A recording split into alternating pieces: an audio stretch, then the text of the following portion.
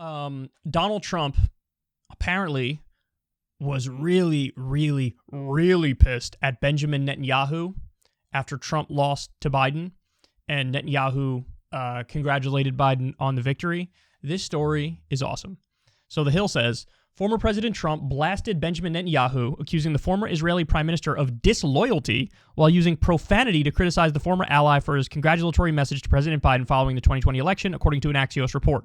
Trump touted that he helped Netanyahu, now the opposition leader in Israel, in his own election efforts, reverse decades of U.S. policy in Israel's favor, and supported Israel's claim to land that was seized in war, while continuing to incorrectly claim the 2020 presidential election was stolen from him, reports the Associated Press. Quote, the first person that congratulated Biden was Bibi Netanyahu, the man that I did more for than any other person I dealt with.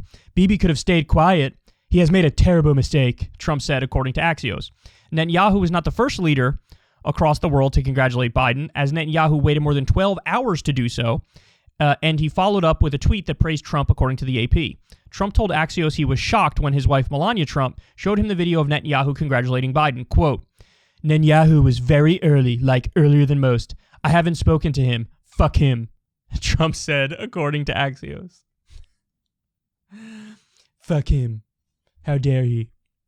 This is hilarious for a number of reasons. First of all, did Donald Trump really think there was going to be personal loyalty on the national political scene? On the international political scene?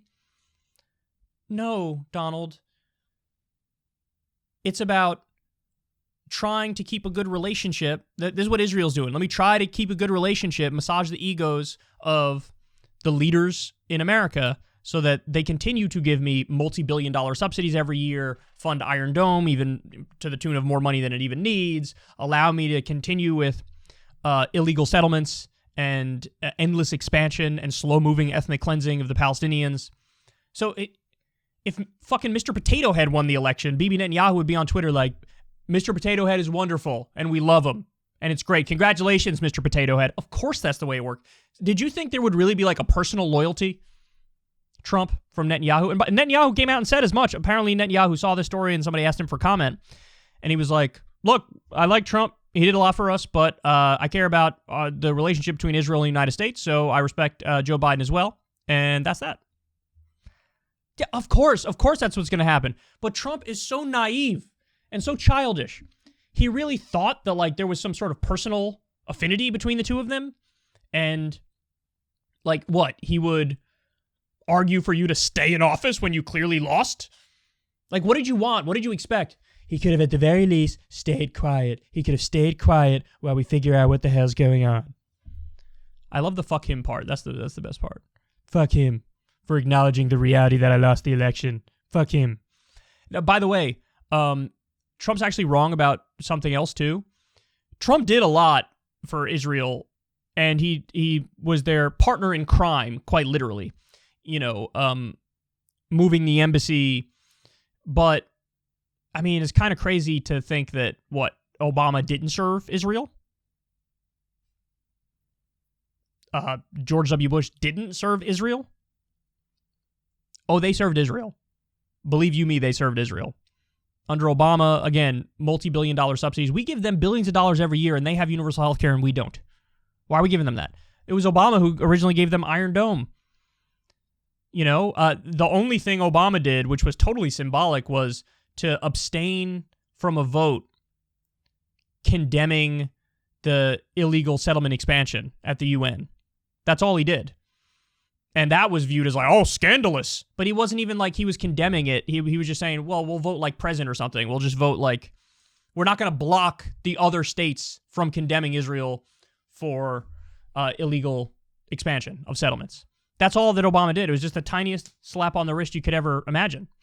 But in terms of materially supporting them, yeah, I mean, in 2014, when they were Operation Protective Edge, when they were obliterating Gaza and killing Palestinian children, literally 80% civilians at least were killed, the Obama administration, during a temporary pause and ceasefire, rearmed Israel so they can keep bombing babies. And by the way, what's going on with Biden? It seems like business as usual on the Israel front. So of course that's what's going to happen. And it's just hilarious to me that Trump really thought, like, I'll give them whatever they want, and then what? They'll like support you over anybody else in the U.S., and they'll try to help overthrow an election or what? It's hilarious. It just shows that on the Israeli side, from Benjamin Netanyahu and others, it's all business. It's all like, let's keep the status quo functioning because we got it really good and America's massively biased in favor of us and against the Palestinians. And on the Trump side, he's just such a naive child. He really thought there would be some personal thing that would override the way the system works. Whereas Bibi actually has a commitment to a system over the personalities and the personal relationships involved, And that is a lot of Trump's foreign policy, was just like, who's nice to me, who's not nice to me, whoever's nice to me gets favors, whoever's not nice to me doesn't. And it works like that in his administration too, in terms of his staff, and like whoever was personally loyal to him, he would favor. Whoever isn't, he won't. I mean, they said when with him running again in 2024, which he's almost certainly going to do, they say, oh, the only two requirements are personal loyalty, and the other one is you have to say that the 2020 election was illegitimate. So he values that over all else. It's just hilarious that he thought there was something deeper there with Bibi Netanyahu. Absurd.